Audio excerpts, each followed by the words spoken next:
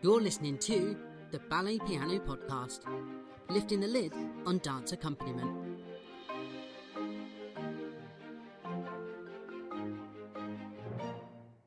Hello listeners and welcome back to the Ballet Piano Podcast. My name is Chris Hobson and we're going to go clockwise around the table today. To my left is Akiko Hobson. Konnichiwa. To her left is the gorgeous David Yao. Hello everyone. And pretty much to his left is the beautiful Matt Gregory. Hey, hello listeners. Hello everyone. How are I we all? liked the Japanese. Konnichiwa. You used to do that, didn't You've you? not done Japanese for a while. Well, I just thought, I should attract more Japanese audience by Yes. talking in English, Right, another week, another podcast, and another Woohoo. question that came in. I can't remember if it was via email or via social media, but it was about the endings of exercises. So we're going to refer to this one very tongue-in-cheek and very happily as the happy endings episode. Because how do you know when an exercise finishes? How do you know, Chris?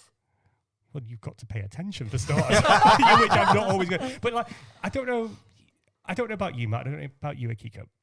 At the start of an exercise, I will listen to whoever's setting the exercise. You go, time signature, yes. Tempo, yes. Phrasing, yes. Exercise, yes. And then after that, I'll sort of switch off a little bit. Yeah. And then hope for the best for a little bit. And then you go, okay, are they going to mark it again or not? And it depends on how much you pay attention, really. For me, it does, because... It's a little bit easier when they go straight to the other side and you know how to end for the second side. Oh, yeah, so you can teach them, Yeah. okay, we'll Exactly just knows the length. speed mark it on the second side. Yes. Okay, right, now's my time to pay attention. I always firstly look at the exercise, but depending on the teacher, some teachers will do something 3 times and then the last 8 counts. The fourth 8 will be something different. And So that it's will end up square. So I'm looking at the structure of the Yeah. exercise to make it square. So they'll either go to there'll be a break in the exercise and then they'll either reverse it, or that break will then go on to the second side depending on how long. So I always just look for something unique that says, okay, that's near the end of the exercise. The choreography's changed there, and that's when I know it's maybe my last 8 counts. But sometimes teachers said 8 counts of balance at the end. And then when it comes to that bit, they decided that actually they want 60 count or something. Yes. So I tend to just keep an eye on to the teacher to give me some sort of sign. That's what you've said, David, isn't it? Ages ago, probably 2 years ago now, about the communication as well. Yeah, it's so important. Yeah. I usually try and indicate to the pianist. I usually say at the beginning of the week, it'll probably be like 16 or 32 bars. And then by the end, as the week progresses, I'll then reduce that, because then I'm hoping that the students will be on the legs to be able to balance straight away. So it might get all the way down to 8 counts. But it depends on what you're doing and where you are in the week. Yeah. I mean, for me, if you get to sort of pliés, usually that's an easy one, isn't it? Because you can you can start off, and if it's only going to be 3 positions, not 4 positions, so it'd be 48 bars, not 64. Yeah, that's right. I've done the maths correctly. Then you're going into the last, the repeat of the A section or something like that, and they've moved to the second side.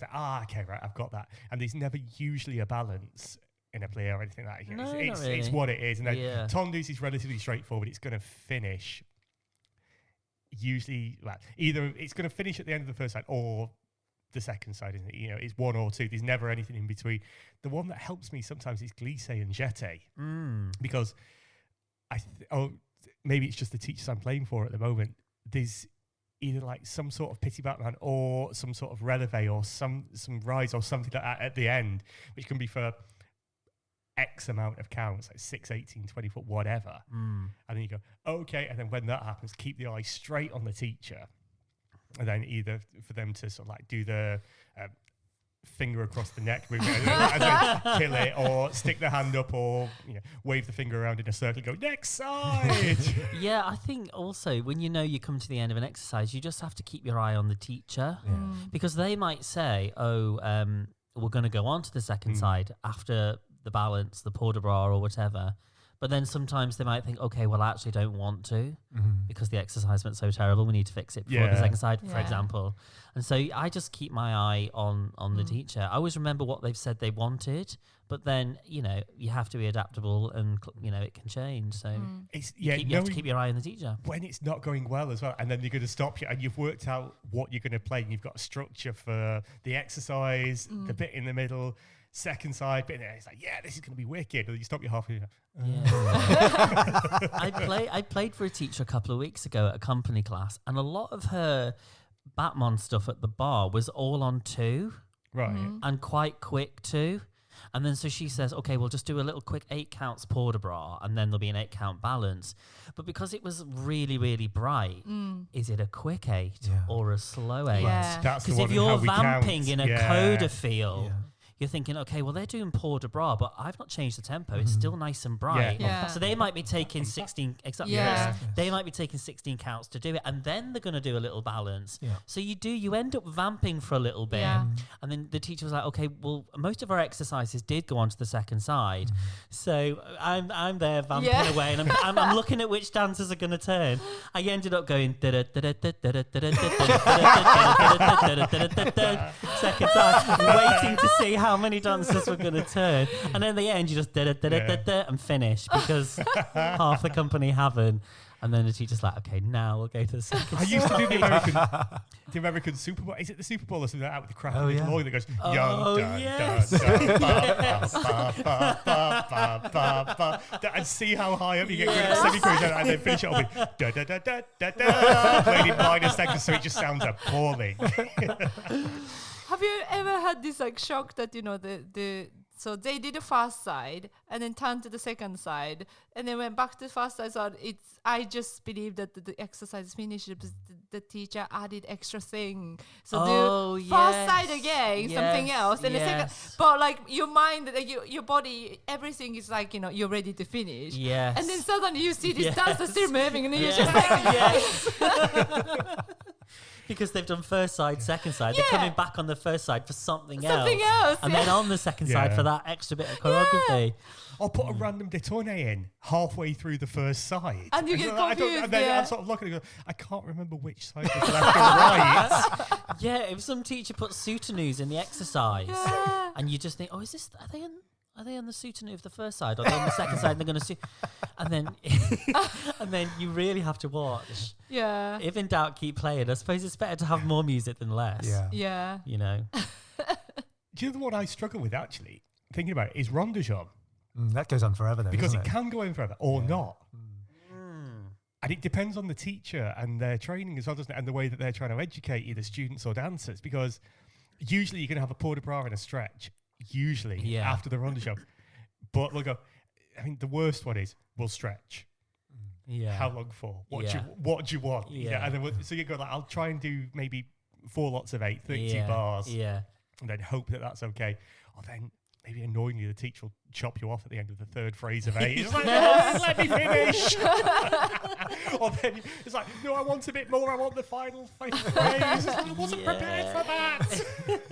And then you finish up, you do something, or you'll try and do something really inspirational for the stretch because you're just like, okay, right, let music wash over all these dancers who are in this studio. And then you get ready, you get big glissando, a massive key change ready to go into the second side. You go, and we'll stop. Thank you. Just on your dominant side. Oh, no. Just at climactic moment. Yeah. I mean, have you ever stood up at that point, just going, wait for it, it's coming. Sometimes on rondejom, go back to rondejom, the port de bras will be 32 bars as long as the rondejom exercise. So at the company, in the port de bras music, the dancers will turn around and just do it the second side and then use all the new music for the whole, just to stretch the whole time. And then, so when we're into when no one's doing it and we're into the port de bras section, I'm thinking, oh, I've lost count here. I don't actually know. I use the dancers to know where I'm up to. Right. And then when they've all done it both sides, they've all done the port de bras and they're all just stretching at this point. I'm thinking, oh God, have I got another 8 counts? But the thing is, as long as you do a confident ending. Yeah, just keep going. I make them believe that this is where we're supposed to finish, even if it's 8 True counts professional. short. Yeah. I had exactly the same experience in, I think it was 2007, on the 26th of December.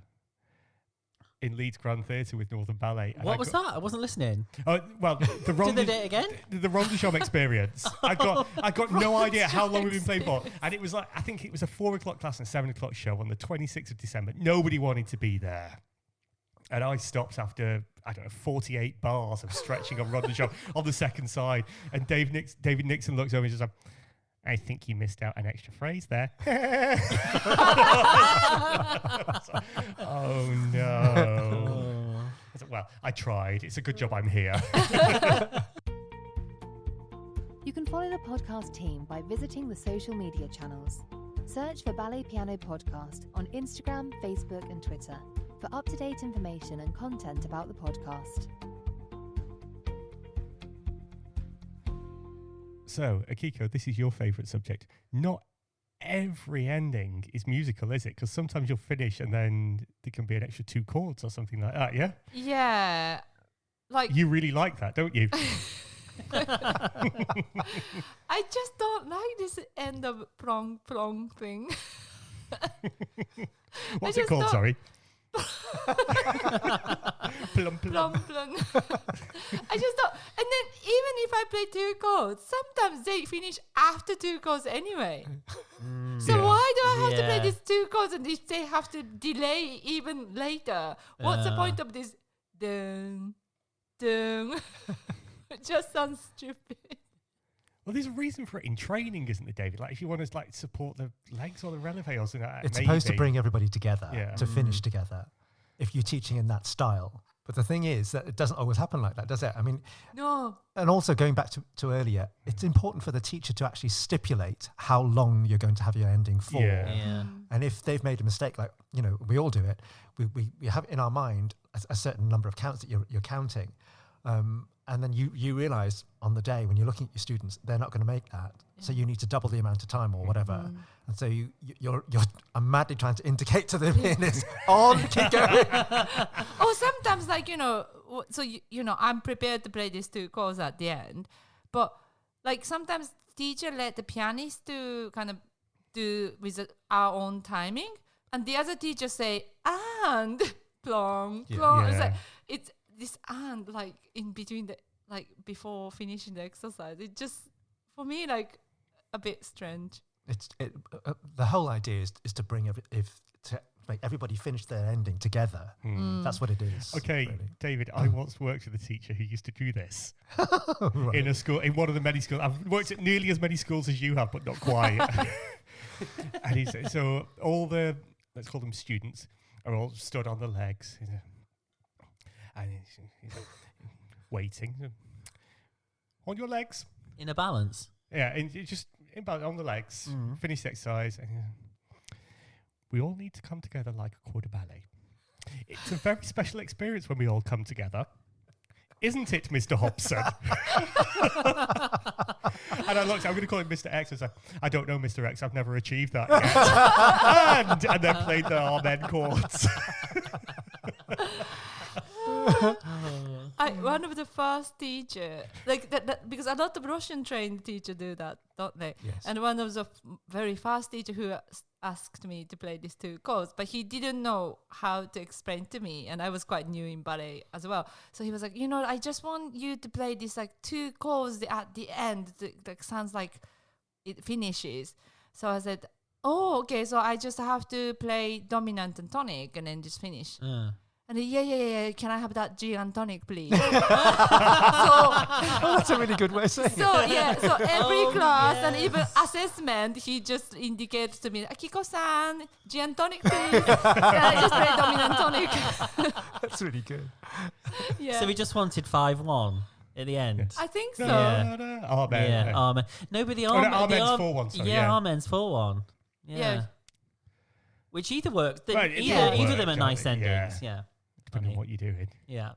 But do you know, I was thinking as well, the communication thing which we've talked about a lot over the last 40 odd episodes. You do it really well, David, and there's loads of other teachers that do it, but you do it spectacularly well. Which is about 4 counts or 4 bars before the exercise is ended. You've got your eye over to the musician to let us know that actually, yes, we are going to finich. We're not going to continue to the second side. we're going to stop. And I don't know if you do that, especially for me, because you know that I'm not paying attention sometimes, or that's your way. But that works really, for me, that works really well. It does that for me as well. And I like it. You don't take anything for granted because you don't know how experienced your pianist is going to be. So you are crystal clear, whether you've been in the game 5 minutes or 5 years or 15 years or whatever. But I mean, I've learnt that over time and talking to you guys as well. It's really educated me. So, I mean, it's not something that I did originally. I just kind of like developed into that and realised how useful that was. Yeah. So, and believe me, that will save time than just letting the pianist go for it and it be wrong. Yeah. You might think, oh, I'm just taking some time up being extra clear, but you're saving time in the long run. And then looking over that 6 or 4 counts before you want the exercise, it gives that clarity so the music can finish correctly. It's not like interrupting the sentence or just stopping. It's like everything can finish correctly. We can all finish together. Oh, you're such children. When you said, sometimes the teacher gives... the left to right, as if non-verbal. chop off the head. And first time when I played for one teacher, he was good at indicating when the music was finishing by doing this. But I was so new in this ballet business, and I thought he really hated my music. And I thought this was a sign of me being fired. And I was very nervous the whole class until the class finishes, and it was actually indication of... Because that was his way of saying coming to an end. Yeah. oh. But you thought ending your career. Yeah, because he just kept going like this, and I thought he keeps saying like with the gesture that I'm not good enough. Oh, bless. Well, how long have you been playing for ballet now? Too long. But there's some really good non-verbals, isn't there, David? Which means, I mean, I've said this before, but sticking the thumb up goes a long way. That's Jackie Barrett's trick. Yeah, not that, Akiko. That's not very fun. It's not for the family. But the thumb ups can either mean start or we're coming to the end and we let's round the phrase up sort of thing. The one I don't like is when a teacher will eyeball you and then basically like, I don't know, we can stick a video on you. We say we'll do these, we never do it, but we'll stick a video on the social way, like literally like you grab out and hold the air, grab it and then pull it back. So you say like, stop! Yeah. Like you're yanking a running away dog or something like that. Yeah, some teachers conduct you off. Really? Yeah. Oh, nice. I don't know if that's rude or not or helpful. It's quite funny. I know. I don't know the last time a teacher conducted me off. No, I like the non-verbals and the eye communication. Like, I mean, sometimes just like coming towards the end, just a simple nod, or just that little here we go. It's time to finish. Yeah. The one that always confuses me sometimes, like if I ever, not that I do it a lot now, but if I'm ever say like on the open circuit in London and doing classes and teachers get used to a certain pianist, and then they say, I want like they'll have a balance for 8 counts on the end of each side and each exercise, but they don't tell you. So you sort of. And then they'll go, and then they shout, balance. So you go, you've finished, so you just don't play. And the next time you'll play a balance. No balance on this one. It's like, I didn't know all that. No. I suppose that's not having the information, isn't it? No, As well? I know, yeah. But do you find the endings is where you have to pick up the pieces the most? If you know what I mean. You're never going to have to fix an exercise at the start of the start of an exercise. But if the teacher's been unclear, you're more likely to have to fix it at the end if they've been unclear, or be more adaptable. Yeah. I think adaptability is the one. Like going back to rondejambe, because that can you can do a rondejambe, then sometimes do a port de bras, and then do a stretch. So you could be on say 2 lots of 8, 4 lots of 8, 6 lots of 8, 7, 8, whatever it is, and you've got to be adaptable and watching. But then I think maybe what you do, I'll try and lead it a little bit. So when I know it's going into the stretch section, I'll try and make it work within the musical phrasing and make people believe that they've done 4 lots of 8 instead of 3 or something. Try and lead it in that way. Yeah, I think. I tried not to play the new tune when I'm not sure when it's ending, and and then extend with my improvisation, because if you start new tune and it's actually only 8 count or 60 count, then you just can't end it. Oh, that's so funny. Yeah, I do the same thing. Yeah, I'll save my new tune for when I know it's the new or other side or something. Yeah. I'll just improvise around a little Yeah. bit. Yeah. Fluff around a 1-4-5-1. Basically. Good advice. Right. What are your experiences of a happy ending? Please get in contact with us either on our social media I thought you were pages. asking me. No. This is for the 3 people that still listen to our podcast. It can be from the dancers as well. It can be from a dancer's perspective, from a teacher's perspective, or from a pianist's perspective. Please let us know how you deal with your endings. What are your happy stories? What are your sad stories? It'd be great to hear from you either on our social media channels or via email, which is balletpianopodcast@gmail.com. Hang on, Matt's got his finger in the air. Just seeing where the wind's coming from. No, I have a really funny story. Probably only me that finds it funny. It's an ending story. Oh, I can't believe it. This was at the old JMU's ladies class, room full of ladies, and they're all doing balances, you know, and I'm playing a balance. And then I thought I had the final cadence. I thought my hands were poised over the keyboard at the proper final cadence. I was in the wrong key. And I just went, and it was so with confidence, bum, bum, but my hands were not in the right place. And it was the biggest clanger. On that gorgeous old grand that was in there. Yeah. Everybody looked over me. I had to say, sorry, ladies. I thought I had it. And everyone laughed. Yeah, we can't be perfect all the time. No. I think we try. Anyway, Yeah, so never have you forget done that. Have you done a clanger? Let us know with everything. Let us know. Yeah, and then join us next time where we will be discussing something really Something. exciting. Yeah, who knows? So we'll see you on the next episode of the Ballet Piano Podcast. It's goodbye from me. Bye bye. Goodbye. Bye, everyone.